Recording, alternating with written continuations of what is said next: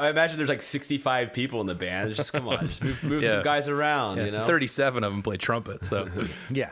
Right, that's true. Like you're above two timbale players, Machito. Come on.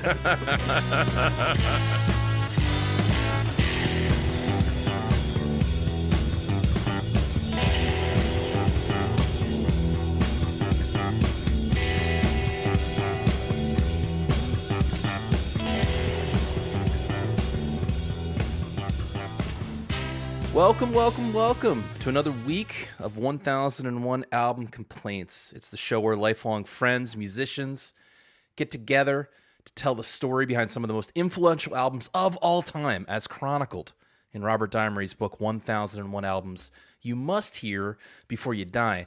Now, today, we're going to do a deep dive on this album. We're going to introduce you to the artist. We're going to tell the story of how it came to be and about its legacy and music. And along the way, we're going to play plenty of clips, so don't worry if you're not super familiar with the record right this second. We will get you caught up.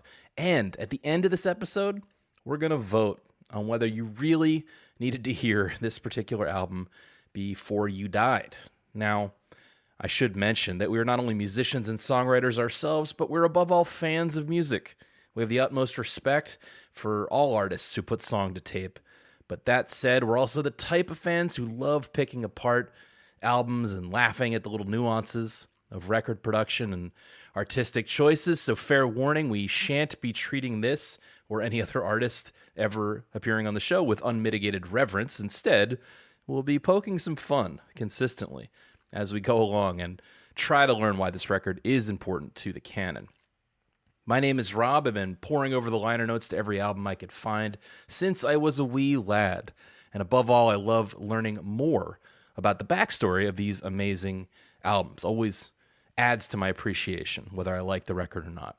Today, we're going to be diving into a classic from 1958 called Dance Mania. Yes, there was a decade where they called records things like Dance Mania, unironically. And it's by the band leader, Tito Puente, known primarily to our generation, I'll admit, as a guest star on the Who Shot Mr. Burns episodes of The Simpsons, where he becomes a suspect, but convinces Chief Wiggum he's not the culprit by explaining that instead of wounding his body with bullets, he'd much prefer to set his soul afire with a slanderous mambo. And that is a hot mambo, by the way. I listened to that this week a few times. It's pretty good. Killer mambo. To get you, our audience, situated into this album. Today, the complainers for this evening, by way of a tweet-length review, I'd love to hear an encapsulated version of your week in a pithy, short review. And I'm going to throw it first to Tom. Thank you, Rob. This week was interesting for me. I swung between a deep desire to break out my boogie shoes and salsa all over the place and feeling like I was in a showcase showdown on The Price is Right. But one thing is clear. Tito Puente can write a great song. And by that, I mean he essentially wrote one song, gave it 12 different titles, and tried to pass it off as an album. Boosh. Early boosh. Okay. Let's kick it over to Marty. What's up, guys? On Dance Mania, Tito Puente makes me want to mambo right into the grave. I, for one, prefer his more slanderous numbers. Ooh. Nice. Cool. I'm excited to hear some different opinions. Like we said, we're not treating this fellow with reverence. This is Rob here, and my tweet is, native New Yorker culturally appropriates Afro-Cuban music. Why worry about a whole drum kit when you could just play the two little ones? Oh, good Lord. I looked everywhere. I want to find a recording or a picture of him on an actual drum set. And I think he had them like surgically removed from like the existence of the world. I even found a picture of him like playing a saxophone. Yeah. It's like he's like, I will not sit down at the drums. There is no sitting in this band. You got to be able to boogie while you're playing, I cannot be contained by a stool. Yeah. Oh my goodness. This album was very samey, as I alluded to in my tweet. It was a little tough for me, I gotta say. By the time I got to the end of it, I felt like I was in like Salzburg and the Great Dancing Plague of 1518, and I'm just like, just have it stop, please. I don't want to shake my hips anymore. I hear you. I do think it sounds very samey, and it's not exactly up my alley of music. But that said, in the course of my research, which we're going to get into in the background, I, of course, gained more appreciation for what he was doing there. And it's funny because as I listened to some of his contemporaries and even stuff older than him that was around at the time, the kind of ragtime jazz and the big band jazz, this sounds so much hipper and more modern than that. So by comparison, it was much more listenable. But I get your point. Yeah, I don't think, as the title implies, I'm not convinced that this record was made to be listened to in the way that we have had to listen to it. I think it's meant to be listened to in maybe a social setting or a dance, or as Tom said, on The Price is Right. I, this morning, hopped in the car. The kids were all super grumpy. I'm taking them to school. It's a Monday morning. I'm a little grumpy. The kids are grumpy. And the iPhone just picks up onto the car. It's like halfway through a mambo, and the kids just look at me like, "What the hell, Dad? Come on, this is not Monday morning music. This is definitely a vibe. It's a vibe album." And you're right, Marty. This in a club, everybody's getting laid tonight. If this is on in the club, this is going to be great. It's going to be swinging, but it's not necessarily something for quiet contemplation while you listen to this. It's just a wall of trumpets coming at you all the time. It gets to be a bit much. Sometimes I don't want an army of trumpets blaring me into submission. I do think that different music is intended for different places. And so I agree with you, Marty, on 2 points. One, I do not think this music is even intended to be listened to on headphones while quietly sitting at a desk doing work. It's kind of hard to not pay attention to it, and there's that theory that the BPM of music, or the beat of the music, is supposed to be directly correlated to your heartbeat BPM, right? And this is kind of up-tempo, and also the beats are kind of coming at you from in somewhat surprising emphasis places, and so you can't really zone it out. So it is definitely intended for that dance setting. But I would say further, and I came across this in my research, when you hear Tito Puente talk about music, he himself is an infectious person. He's a big personality. It's a huge part of his success. And he's also known as this like cultural ambassador for this kind of music. And if you listen to some interviews with him, you could see why. But one of the things that stuck out to me that I did have a chance to listen to early in the week that helped my appreciation is an interviewer on NPR in the 90s maybe, asking him all this music nerd stuff about the rhythms and the layering. And he's like, yeah, I studied all that and I understand it, but you are completely missing the point. The point is to forget your problems and dance.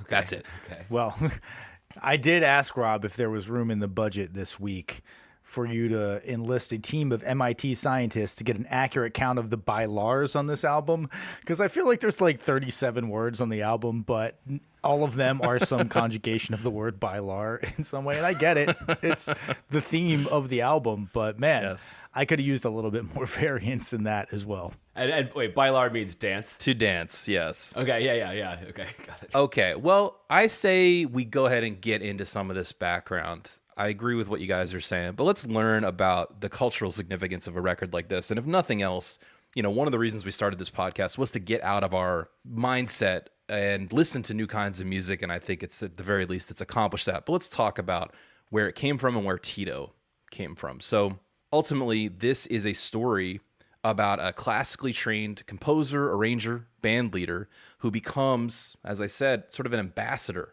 for Latin music to the wider world, helping to popularize the mixing of these different styles of music, jazz harmony ideas with Latin rhythms. So who is this guy? Tito Puente. He's born Ernest Anthony Puente Jr., better known as Tito, April 20th, 1923, in Harlem, New York City. Spanish Harlem, to be specific.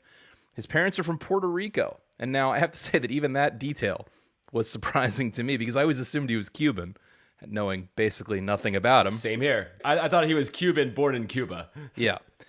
He's known as the King of Mambo, as I alluded to in my tweet. It's a traditionally Cuban style, and he's so associated with Cuban music that when the government of Cuba hosted a 50 years of Cuban music celebration in the 50s, Tito was the only non-Cuban invited to participate in that celebration. So his proper name is Ernest, as we mentioned, but as a kid, they called him Ernestito, which is like Little Ernest, and that got shortened to Tito. And a little bit about the place he comes from. Spanish Harlem in the 30s and 40s, or even in the 20s when he's born, it's this melting pot of immigrants, of musical styles.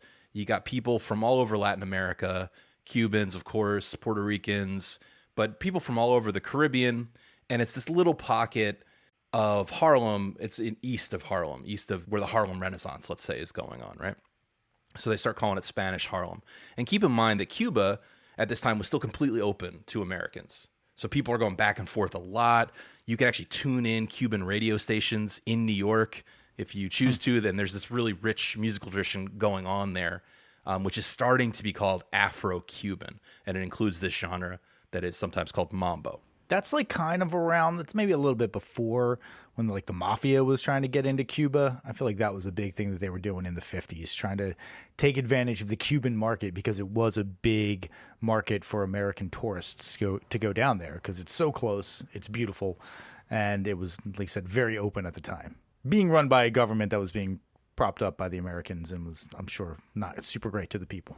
Yeah, totally. And I don't know a ton about the history of Cuba, unsurprisingly, nor is this podcast the place to go deep into it. But suffice to say that Cuba and America had a much better relationship at that time. And like you said, tourists were going back and forth, cultural exchange was happening, and people were going back and forth quite a bit. So in addition to that, as I mentioned, very close by, you've got the Harlem Renaissance going on, which we've talked about in previous episodes. It's this time in the 30s into the 40s where the big band era of jazz, the kind of Duke Ellington, Count Basie era of jazz, huge bands, is shifting towards small bands in small clubs, this kind of fast-paced bebop, highly technical. So there's a lot happening, and there will eventually be some cross-pollination here. Actually, I should say, before we go any further, I was blown away by how challenging it was to research this week's topic. I really had to dig deep. I was looking for a English language biography of Tito Puente. I could not find one.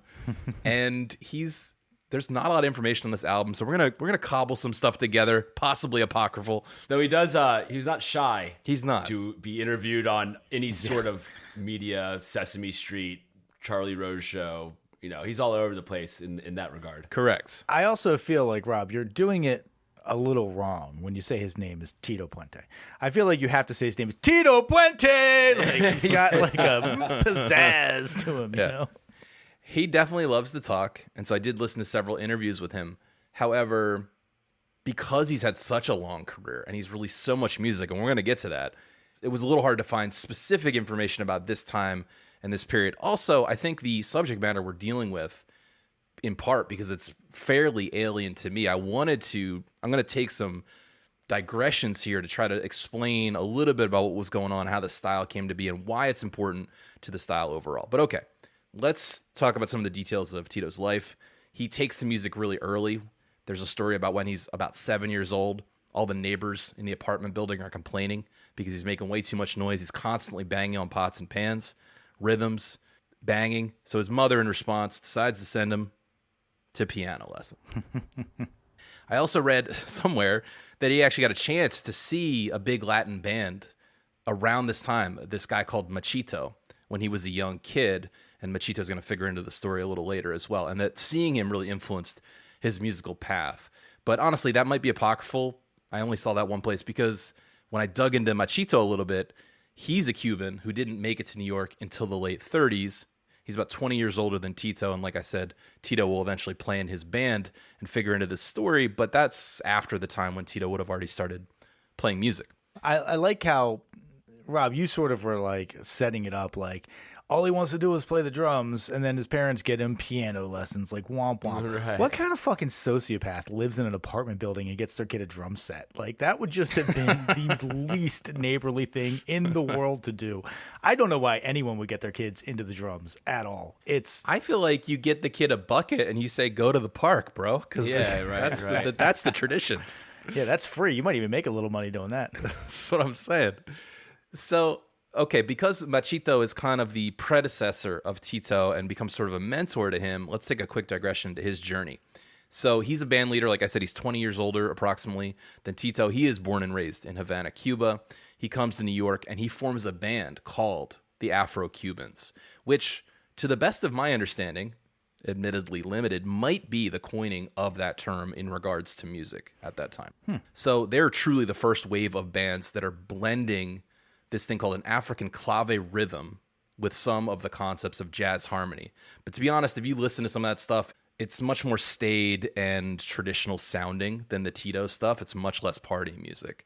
Now, although these movements are all starting to pop off around the same time, like I said, Harlem and Spanish Harlem are relatively close by geographically, obviously.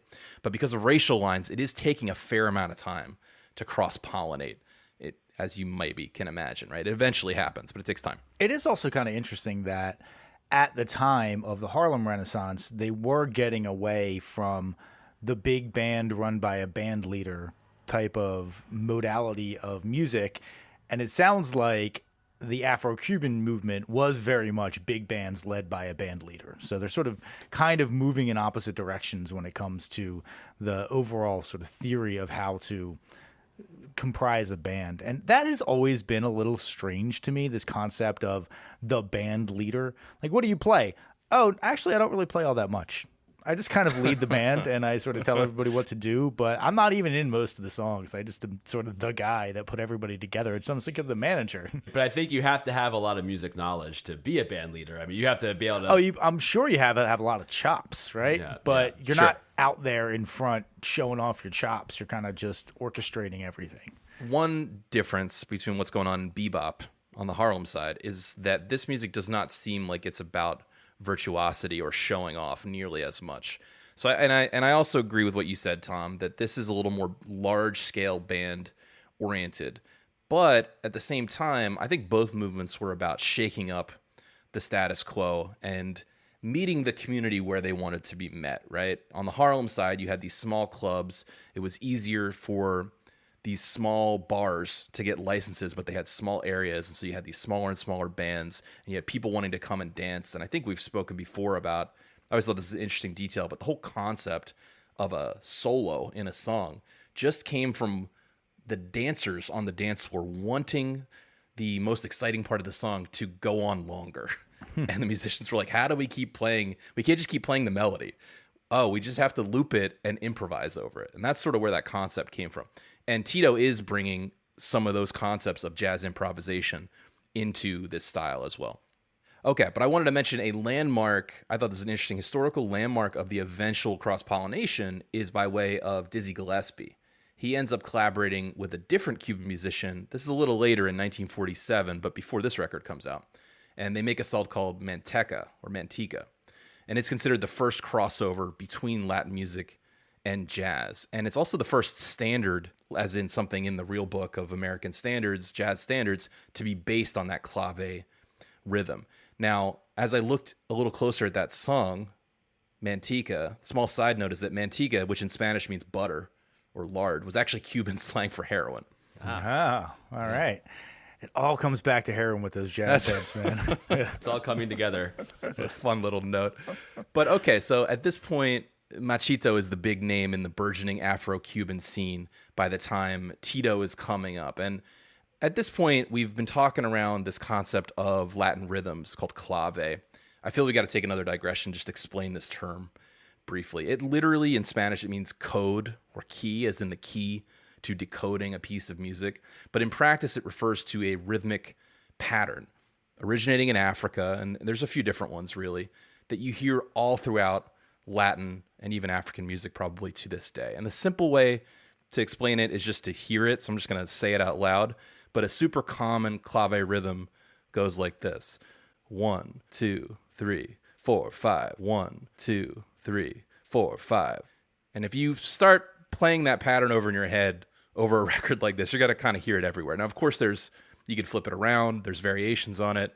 But it's a large part of what creates the distinctive feel of this particular kind of music. And it does fit the same 4 count that rock and roll uses. It just breaks the measures into different places and uses different emphasis. And it almost swings in a way due to there's that 4/5 oddness at the end of the phrase gives it a weird kind of funky, bouncy, swingy type feel. They kind of rush beats, and it'll be like, like 1 2 1 2 1 2 1 2. A little rush of those beats gives you a little thing to swing to. It's not like head noddy music, like, that kind of hard 4 on the floor hip hop beat or something that's very on the beat.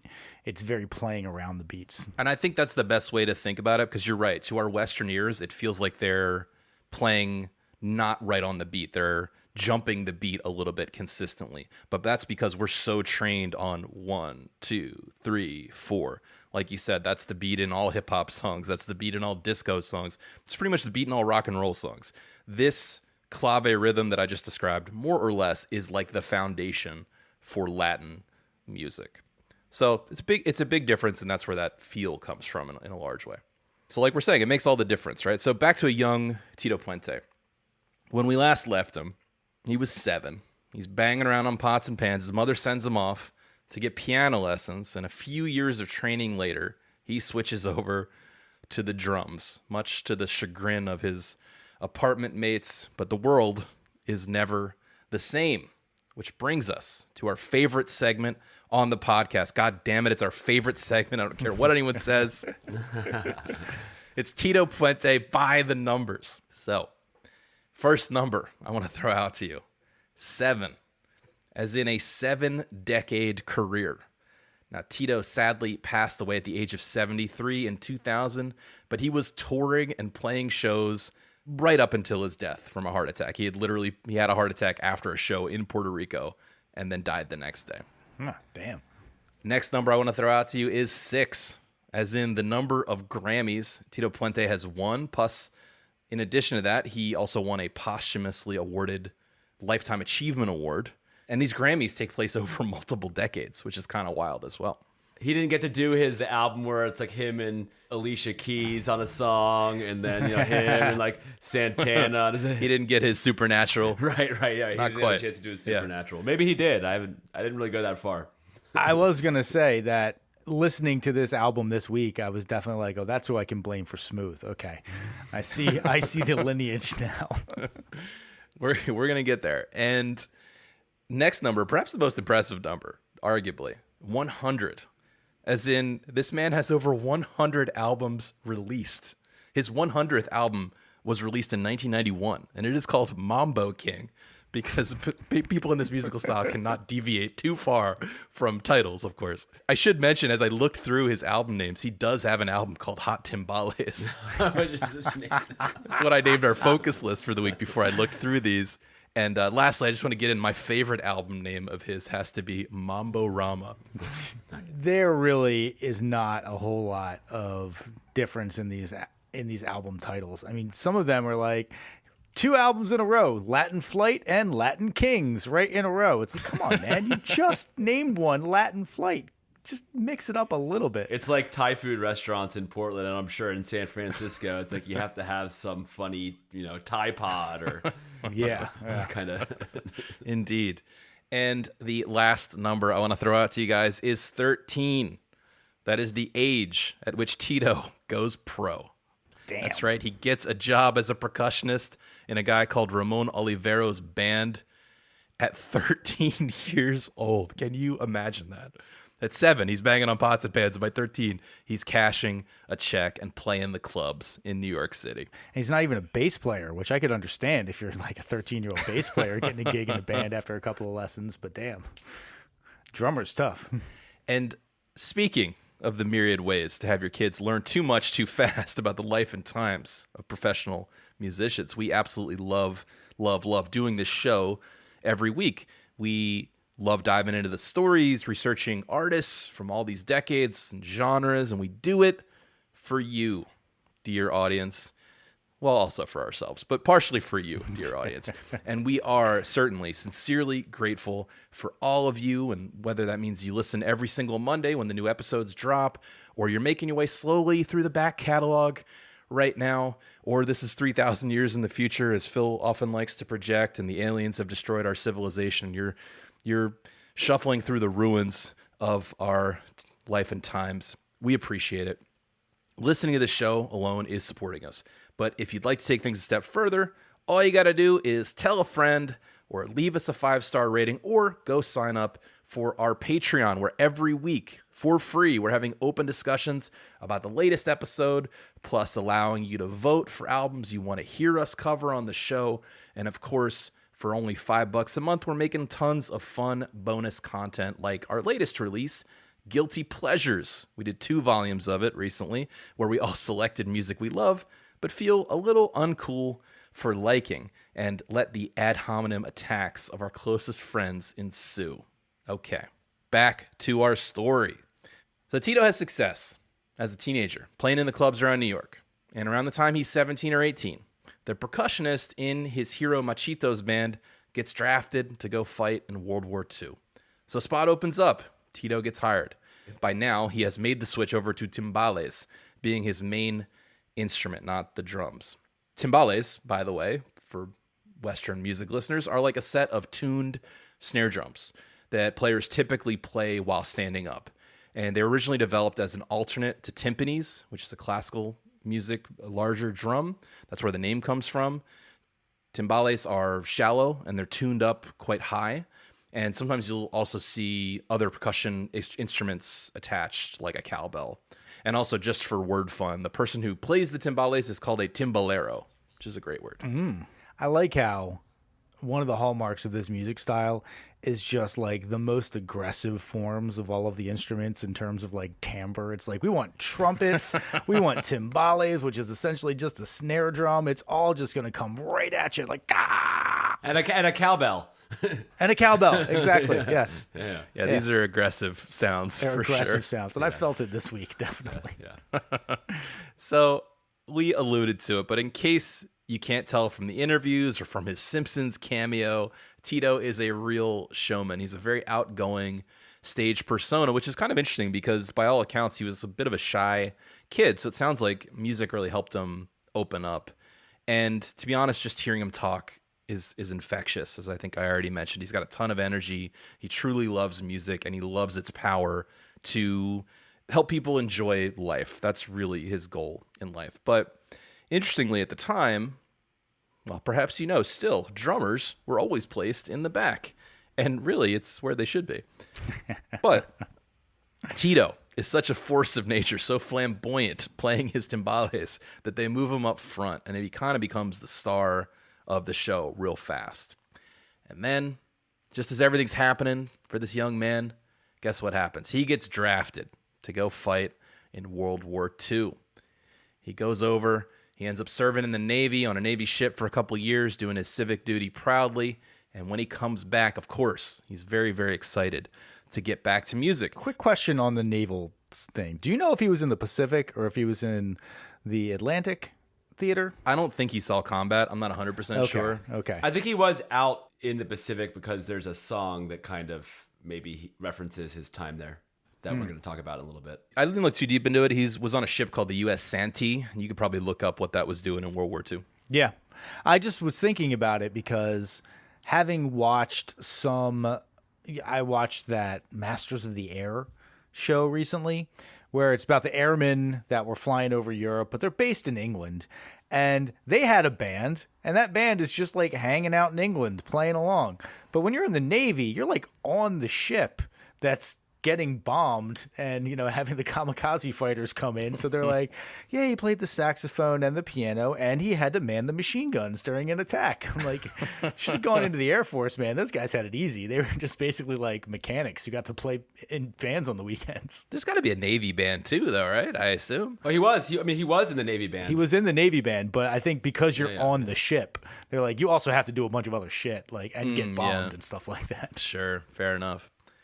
So he finishes his service to his country. He comes home, and at first he tries to head right back to his job in Machito's band because there's supposedly a guarantee that you can come back and get your job after the war because he got drafted. Unfortunately, the guy who replaced him apparently had 6 kids, and Machito's like, I can't fire this guy, Tito. Come on. You don't have any kids. Yeah. Like, give me a break, right? Machito's HR department didn't handle that one particularly well. They didn't follow the letter of the law. I'm going to guess he was W-2'd. Yeah, I imagine there's like 65 people in the band. Just come on, just move some guys around, you know? 37 of them play trumpet, so. Yeah. Right, that's true. Like you're above 2 timbale players, Machito. Come on. But it ends up, he turns that little bit of misfortune into what turns out to be an excellent career decision, because he leverages the GI Bill to attend Juilliard, the prestigious music school, where he studies orchestration, arrangement, and composition for a full 3 years and graduates. And from there, he puts together his own band, the Tito Puente Orchestra. So this is post-war New York. There's a celebratory culture happening. There's this particular club downtown called the Palladium that becomes ground zero for this Latin movement. There's nights where Tito's band is playing a set, then Machito's band is playing a set. The house is packed even on a weeknight. People are loving it. They're dancing. And this same kind of like celebratory renewal of music is happening uptown. We've talked about it in previous episodes in the Harlem Jazz Clubs, where Miles Davis and John Coltrane and Monk. So it's kind of a very cool time, right, to be in New York. People are loving music. They're loving going out and celebrating.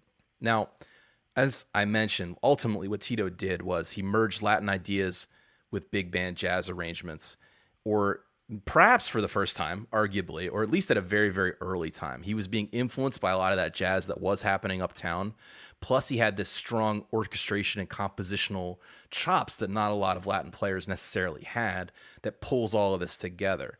And lastly, of course, he had this big winning personality, right, that was larger than life, and it made him this ideal ambassador and band leader for this cultural movement that was happening. You get these jazz arrangements, you get improvisation borrowed from jazz, and you mix it with these Latin rhythmic ideas and instrumentation ideas. And pretty quickly, because he has a band together and because he's got such a winning personality and because he's got the chops, word starts to get around that for arranging Latin music, Tito is your guy. And we have alluded to it already, but in addition to timbales, remember, and he's considered a virtuoso on the timbales. Take that as you will, but that is his primary instrument, and he is considered the best of the best.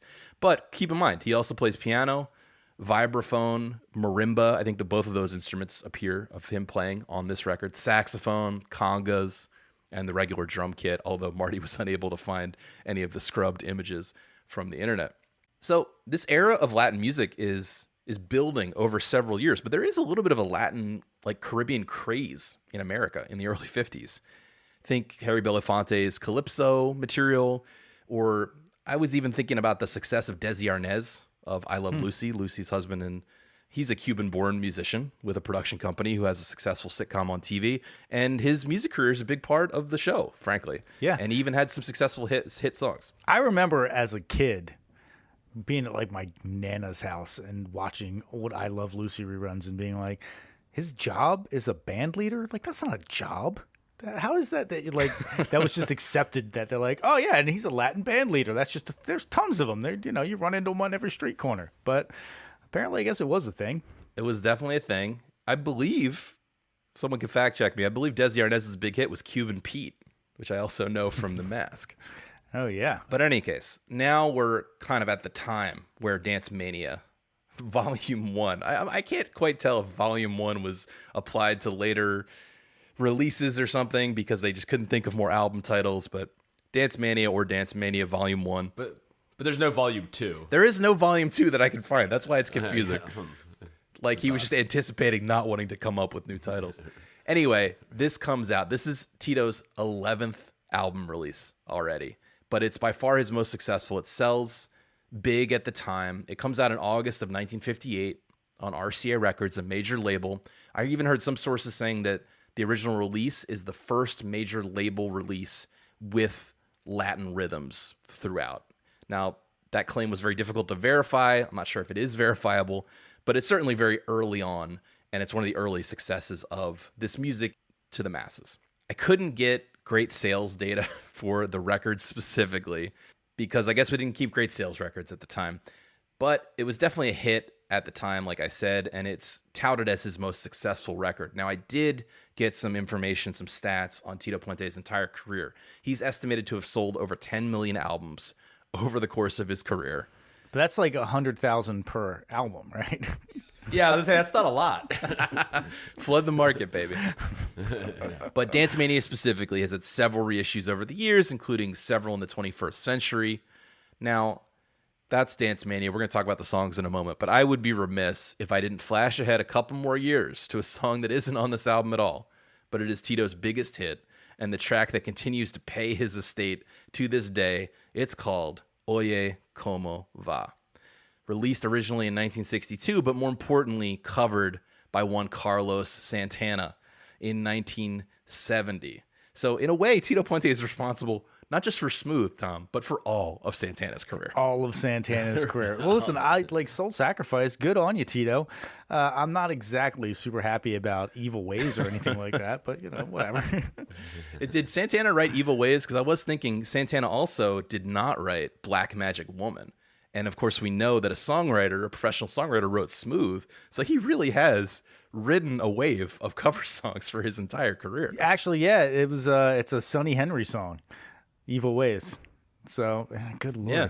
God damn, Santana, get your shit together. You're not even singing on the albums. You're just like a guitar player in a cover band who somehow turned yourself into a household name. So just because Oye Como Va is such a popular song, I thought I would mention, I never took notice of this, but the lyrics are Oye Como Va Mi Ritmo, and that is Spanish for listen how it goes, my rhythm.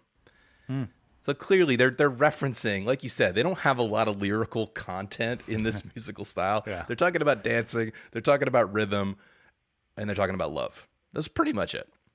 I did, though, interesting enough, hear Tito say that he was getting 6-figure monthly royalty checks at one point for this tune. Jeez. And that's in the 70s. 6 figures in the 70s. Presumably, he did not clarify, but I think it has paid him a lot of money over Good the for years. him. Because that Santana song is pretty ubiquitous. We must agree, right? Oh, yeah. But okay, back to Dance Mania from 1958. One more interesting tidbit is it's an early example of stereo sound on a vinyl record. You can actually see on the cover, even on Spotify, how excited they are about stereo. It's proudly displayed. And on the original vinyl press, I just saw photographs of it that someone posted online, but the record sleeve has a long-winded description of what stereo sound even is. And it's entitled, What is Stereophonic Sound? And they're spending a whole album side's worth of text explaining the technology of stereo and why, because of the nature of our biology and our 2 ears, this is actually better. So they're really having to convince you that this is a thing. But it's an interesting early exercise in stereo, 3-dimensional listening. Living stereo is what it says. It's kind of weird. And speaking of the listening experience, shall we dive into the songs, boys? Let's do it. Let's go. All right. First song we're going to revisit. It's the first track on this album, and it is called El Cayuco. We're so hit-oriented. And this one I feel like highlights how hit-oriented the music is. It's just not a whole lot is going on with each of the individual parts, but they definitely make sure that there's just kind of like static hits and everybody hits dead, kind of that kind of composition. It's definitely the most recognizable rhythm for this kind of type of music. Anyone that hears it sounds familiar because it touches key parts of the clave. So I actually think I agree it's very hit oriented. Totally. This is my favorite song on the album. I did also listen to it the most because when you start the album, you hear the first song first, but I think it contains the most subtlety rhythmically. I think there's a lot of push and pull on this one that is lacking on some of the other tracks. And I think you get these interesting timbre differences too. So a couple examples. The mixture of these big, screamy horn hits with then this lower register woman coming in and singing. I assume that was a guy, kind of like a crying cowboy voice. Yeah, Santitos is a man, but there's nobody else that gets backups credits on this, at least not in Wikipedia. Well, in any case, I think you get some distinction between the timbre of these different voices, whether it's the chorus vocal versus the lead vocal. But the rhythmic thing I wanted to point out was At 47 seconds, there's a breakdown section with the bass taking the lead, and the piano player really underplays in the best way.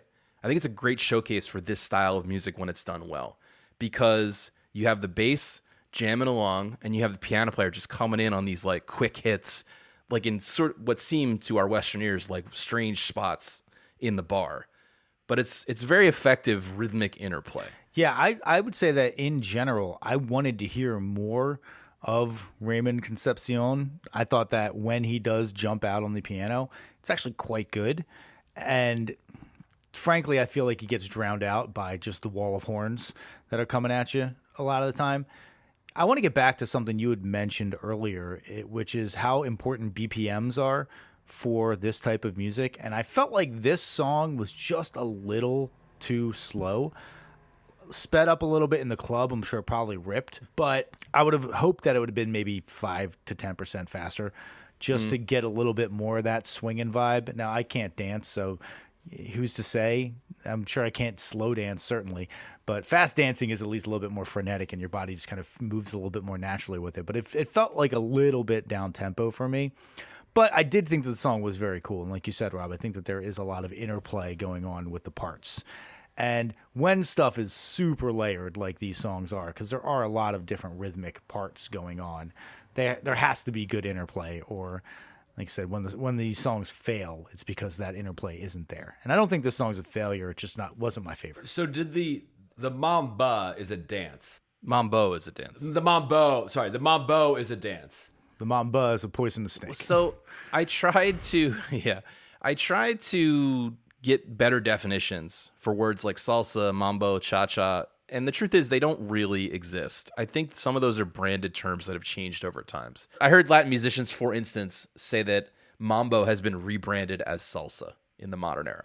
Okay. So the mambo dance came out of this music? That's probably true, yes. Okay. I'm thinking the music came first, and the dance you do to the music got named after the style. The mambo. That's my thinking. The tombo. That's my favorite dance. Yeah. In all honesty, That's my thinking. we are the least qualified people to talk about dance at all. First of all, I hope that you're watching this on YouTube and you can just see us trying to discuss dance. It's like turning red. But also, if you ever see us at a wedding or something like that, you will be like, oh, these guys have no idea how to dance whatsoever, and surprisingly little body rhythm for people who play music. Yeah, but my point is with the BPM, it's probably a partner dance, and that you can't have it too fast. Otherwise, it's not danceable with a partner. I don't know, man. Some of these mambos kick on here. He names every fucking song mambo something or other, and some of them are a lot faster. Something, I guess so. So not only do I think this is the highlight of the record and the style, but you mentioned the sound fidelity. I think given the time period it came out and how big this band is and how many horns there are, I think the sound fidelity is remarkably good. I don't think you can hear... I agree that the trumpets can be a little Harsh. aggressive, harsh, yes. But I'm not really getting the breakup that I think you get from most music at this time, especially big band music. No, if you go back 5 years, I was listening to Dizzy Gillespie today just because I was trying to figure out kind of how those influences kind of worked there. And like I was listening to one of his albums from like 1955, and I was like, it sounds like garbage. Like literal garbage. Yeah. So you're right. I think a lot maybe changed in a short period of time because this record sounds pretty decent. We talked about what does a band leader do, and I didn't get a ton of like studio diaries, but I think it sounds like one of the things Tito was known for was when they got into the studio, this is the era of maybe they have a couple microphones in the room, but you have to position the players around them creatively and to get the volume interplay correct. And I think that Tito was known for doing that fairly carefully. And I think that's some of it, in addition to the recording technology just moving at a really fast clip. I will definitely give that to you. This sounds more modern in terms of its overall quality than a lot of the stuff from even the 60s, like early 60s does. And yes, if you have no overdubbing abilities, essentially, and you have maybe 3 microphones in a room, the fact that there is such sound separation is quite notable, I will say. We talk a lot about the mechanics of the studio and just like the ergonomics of the studio. And it's already hard to get good recordings and a good separate feel that also feels organic and in the room with 2024 equipment, let alone 1958 equipment. It shows that it's a band that's just really tight and is used to performing live. And here's the other thing I'll say. This kind of feels like a Phil comment. Phil's not here. Is I feel like you can definitely hear the room in a good way. It kind of feels not like they're playing right in your ear, but instead like you're sitting at a table 15 feet away, sipping your mojito and kind of enjoying the band. And they had to have been going for that to some degree. Yeah. Well, even if they weren't, they stumbled into something that does sound pretty good. If this was direct in your ear sound, it would have been oppressive. Those trumpets would have killed me by the end of the week. They already kind of killed me, but much more so. Yeah, I hear you. Okay, let's move it right along to Three-dimensional? I think so, because Or is it like the notes or chords or something? no, I think he's referring to 3 dimensions because it seemed to me, I'm guessing, that they're showing off some of the stereo capabilities here a little bit. Okay. Yeah. Okay. Interesting. I like that. Yeah. Because otherwise it's fairly unmemorable track to me, but I felt a little more of the hard panning and maybe a tiny bit of swirling. Yep. I hear a little more jazz influence in this one, particularly around 53 seconds where you have some weird instrument that I can't identify that might be a oboe. The point about trumpets, there are 7 trumpet players listed here. 7? Yeah. God damn. And they're all playing at the same time. I feel like you barely ever getting like one horn. And if you are, it's because he's doing some crazy high, like screech note. I think even St. Peter thinks that's too many trumpets. Oh, man. Okay, well, I wanted to mention that 3D Mambo is written by the singer, not by Tito, by the guy called Santos Colon, whose nickname is the man with the golden voice. Okay. Love these nicknames. That doesn't sing on this song. Yeah. Which is kind of funny. It's like, did he give all you the man with the golden voice? I'd be like, no, you're not. Why would you do that? That sounds ridiculous. Yeah. Which, by the way, that would have been a great name for the album as well, but they missed it. The man with the golden voice who never sings. Right. It's like a Bond villain. Okay. Let's move it along to telling me you've never been to Hong Kong. Yeah. What I read is that he was influenced during his World War II service by something having to do with Hong Kong, and which is I have no idea, but it does have all of the almost cartoony, tropey type things that you would think Hong Kong was all about without going there. So I see your point there. Tito, I don't think that the rest of us are as entranced by out notes on the marimba in the same way that you are, because he really digs in to just like, he finds a couple of out notes and he's just like, oh yeah, I'm just going to do that again and again and again. I'm like, Yeah. dude, just give it a break. When he hits the head for the first time, you're like, thank God the marimba solo is over. And then you get like 2 Tonal, soft-toned instrument, whereas the horns kind of hit you hard on this song. Yes.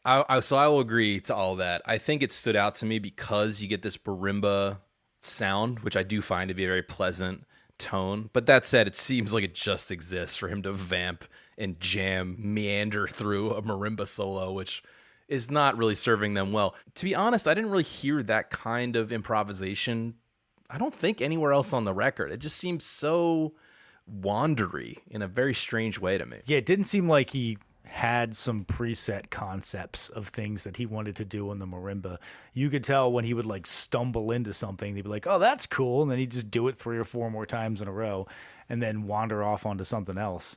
And Marty, to your note, the horns in this song are aggressive and abrasive, but I was happy when they came back in because I was like, oh, that just means the song's moving on. We're done with this fucking part. Right. We need some organization back from this chaotic marimba going on here. I got to be honest, I didn't really hear any even cliche Hong Kong or Chinese related things in it. They do like the ding ding ding thing at one point in the song. I promise. Maybe you. I blocked that out, but I believe you. I think it might be the last like 5 seconds of the song. Okay, fair enough. Because that's the only thing it could be, right? Yeah. Right. Fair enough. Okay, let's keep it rolling. Next song. These are all pretty much the same song anyway, so let's just go on to the next one. It's called Varsity Drag. Mambo jazz instrumental. They need to let you know this is a mambo jazz instrumental, just in case. Yes. Nice. They did a good job of constructing the horns to not have it sound like they're all playing the same note or they're all playing too many disparate notes. It's like kind of two distinct beds of horns that are sitting on top of each other very well. Yeah, I think I might have was getting a little fatigued by this point. To me, it just didn't. Nothing really about it really impressed or stuck out to me. It seemed kind of just maybe the low point on our listening. Oh, really? Yeah, I didn't quite feel that way, but I put it on in part because it's the only standard. So this is from a Roaring Twenties musical.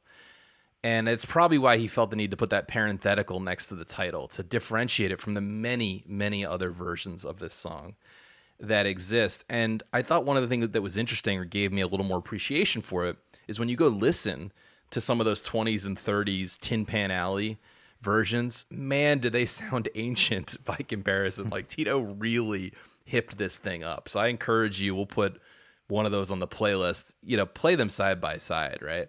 But the whole concept when this was written in the 20s was it's about a Charleston-like dance called the Varsity Drag.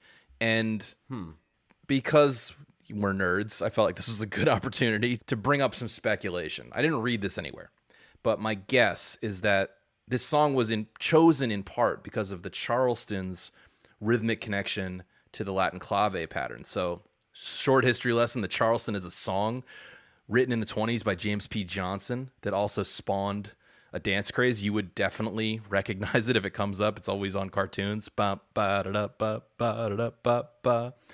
That tune. But since then, it's become shorthand for the rhythmic pattern employed in the song. That bum, bum, dun, dun, that kind of skipping the beat thing. And so it's a very early example of an African-American musician taking a rhythmic idea from that African clave style thing. So I think that definitely influenced Tito, like hearing stuff like that. It was a big hit in the 20s. Like I said, people danced to it. I think that's probably why Tito brought it into his repertoire.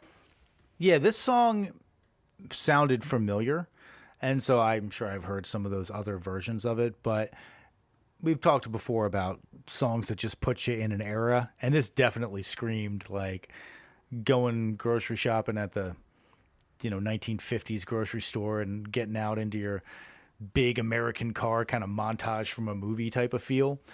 I did dig it, and I actually really liked the piano solo. I was happy to hear a piano solo from Ray Concepcion, and I wanted to play ever. He's just kind of giving you what you need to move you through the song. So you're Ray Concepcion's number one fan. Is it? I thought he did good. I was just looking for something other than trumpet at some point. I wish I knew that this was a standard. I probably would have had a different frame of reference. Yeah, totally. But let's move on to the last song that we're going to talk about tonight. It's called Estoy. And then I looked up kind of the lyric translation, and I was like, and a little pervy. Lay it on us, Marty. Oh, it's just like about like little girls and like the way they look at you and make you feel. And I didn't catch that. Wait, what words are you referring to? Well, I looked up the translation. I can read it to you right now. I think I still have it up. I would love you to read this translation because I liked this song, and I want to make. I don't know if I have to change my notes really quickly to say, no, I hate this song. So it says, each time I see a little girl of 5 or 6 or 7, I can't resist. This isn't this. That's not the same song. He starts out by saying it's not important where you come from. It's only important what you are. I'm doing a bad Spanish translation.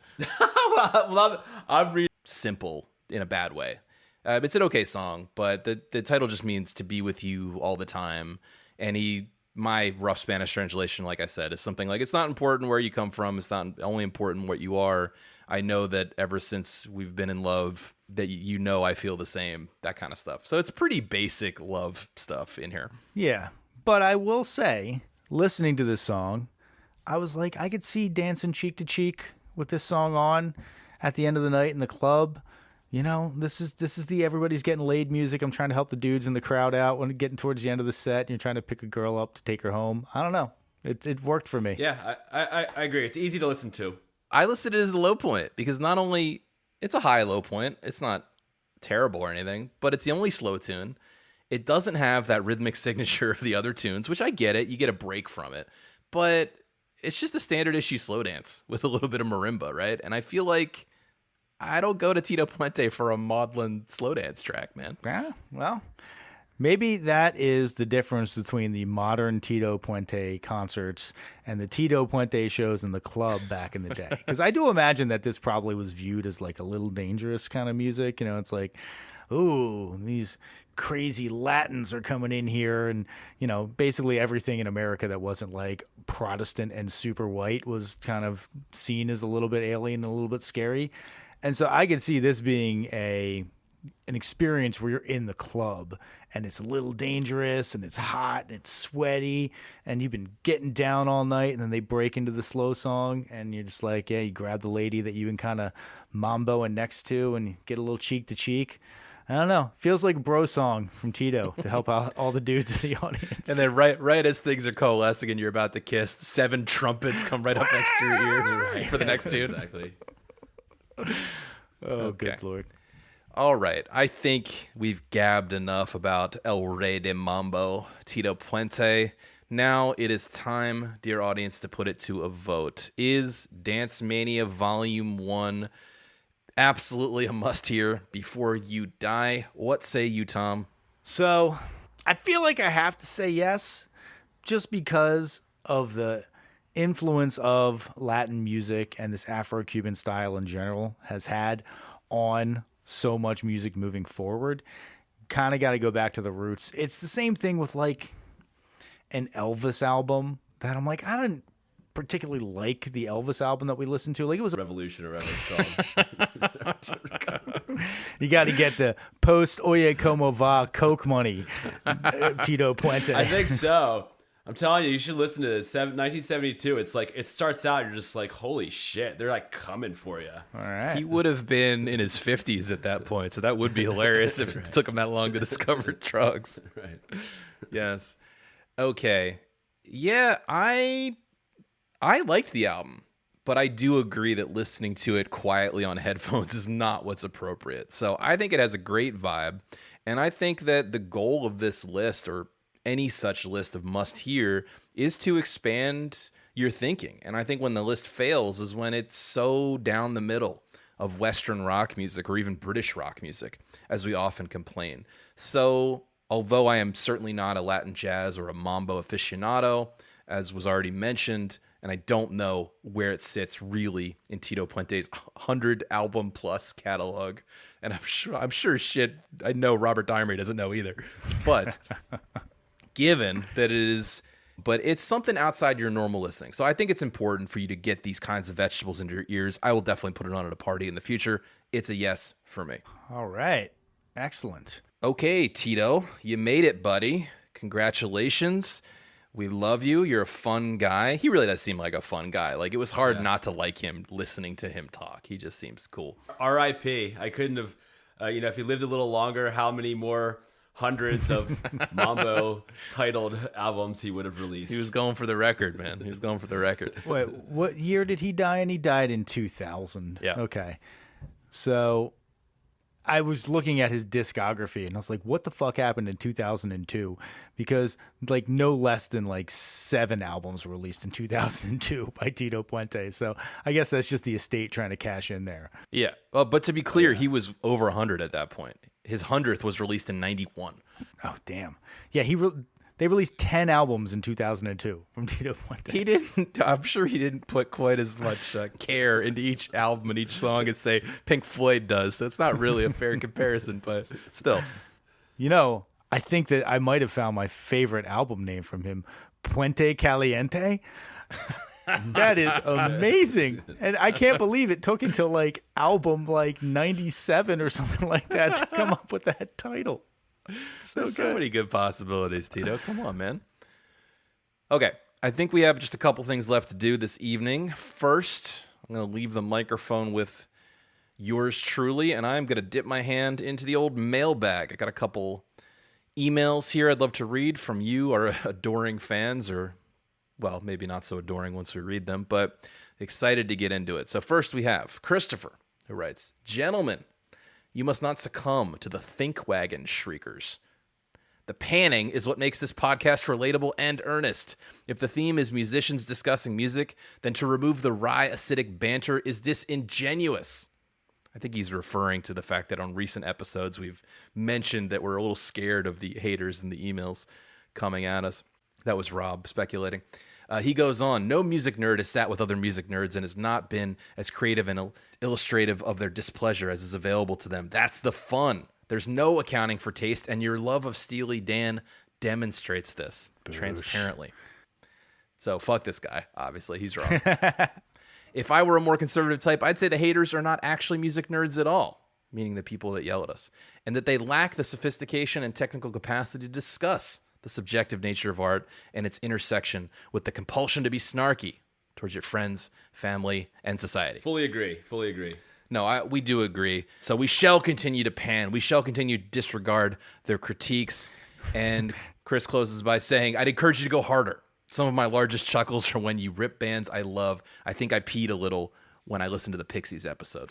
I saw the headline of that, or the subject line of that email, and I was like, is this going to be like a long discussion on hard panning where he talks about like why you must hard pan and why it actually makes, I was like, I don't know if I can take another one of these, man. I already get this shit so much. Yeah, well, you certainly invited it, but yeah, we don't need to hear any more about hard panning. We have enough opinions within our little friend group here. Okay, I have two more short ones. Listener Ollie writes in, "I felt the need to weigh in on your guys' Slater-Kinney episode, as I think a few people might. I don't want anyone to go away thinking that there's ever an editorial justification for outing someone as gay. In every case, it will cause an appreciable harm in that person's life, financial, mental, physical, or similar. Obviously, I don't think you guys meant to cause offense. However, with such a big reach," oh, thank you, Ollie, "comes a great responsibility. Anyway, I'll go back to shitting on Jamiroquai now," which I assume is his professional job. Yes, you're right, Ollie. As you recall, I think it was the three of us, maybe plus one more, who had that conversation on the Slater-Kinney episode. But really, that conversation wasn't really about that at all. Of course, we agree with that sentiment, Ollie, I'm sure. It was about journalistic principles and about the nature of Slater-Kinney's internal romantic relationship being relevant to the article the journalist was writing, etc. But thanks for writing in. Yeah, it's very complimentary to say that we have a big enough reach to do harm. I have so many evil plans I could be putting into play now. Now that I know that I can do harm with our massive reach, that's great. Yes. You mean other than ruining Kid Rock's career? Oh, God. That's not an evil plan, dude. That's a mitzvah, all right? He's doing it himself. He doesn't need our help. And we have one last one. There's a little call out from Marty. Oh, no. Ray writes, "By the way, Marty was really funny in the Killers episode and had some of the best lines. I used to think of him as a secondary character in your show, but he's really coming out of his shell and playing a bigger role in recent episodes." That's great. Hey, I appreciate the I appreciate the compliment. Now Marty will go back to his shell for several more weeks while he processes that compliment. We take it all into our hearts. Yeah, right. Into our hearts and minds and our stomachs, because this is happening right around dinner time. And we want to hear everything you have to say, whether we got it right, whether we got it wrong. If you want to correct us, add some details. If you're a Latin music or a timbales aficionado, please write us about any old thing at 1001albumcomplaints@gmail.com. And now, last but not least, Tom, you're going to tell us what we shall be listening to this week, sir. All right. Thank you very much, Rob. I got the Albinator! It has been getting down in the corner this whole time. Big ass personality rolling all the way over here to tell us what we will be listening to next week. And you know what I'm going to say to you, Albinator? Away with you. Away with you, good sir. I do not need you this week because... What? Yes. As you all know, we put out the call to you, our Patreon fans, to vote on the album that we're going to cover next week. This is an album that was picked by Adam. Now, what we did was we sent out to our Patreon subscribers the ability to vote on a selection of 3 albums that really meant something to Adam, that he thought were left off the list in a very obvious way. And you all voted and chose the album that we are going to cover next week. By the way, as a side note, I like how Everybody had a hard time guessing. I believe one person guessed correctly. And when I saw that list of albums from Adam, I was like, that's the most Adam selection of albums I could have possibly imagined. So right up his alley. But we settled on the album Share the Land from the Guess Who. Which, again, if you know Adam, Adam was playing the Guess Who to me in like the 4th grade. And so he's been that cool for that long. That's going to be a good one. I'm excited. Yes, that is a classic Adam band that, to be honest, I've always had a bookmark to go check out a little more. Canada's finest, right? Yeah, I do believe they are Canada's finest. And I also believe that... Anagata Davida, is that? No, These Eyes, baby. Iron Butterfly is Inagata Davida. What's the song I would know? No Sugar Tonight they have. American Woman is a song of theirs. Yeah. American Woman. Okay, I've heard that one before. You've never heard No Sugar Tonight, New Mother Nature? How dare they Canadians comment on American Women? God damn it. American Woman is a terrible song, for the record. I don't believe it is on this album, though. No, it's not on this album. It's a terrible song, though. You're right. Okay, well, you have your homework now. Listen to the Guess Who Share the Land. Join in with us. Revel in Adam's weird old man taste that he had even when he was 11. And we hope you'll be joining us next week to discuss that. For everyone here at 1001 Album Complaints, I've been Rob. I've been Tom. I'm Marty. Boosh, boosh, boosh, boosh, boosh.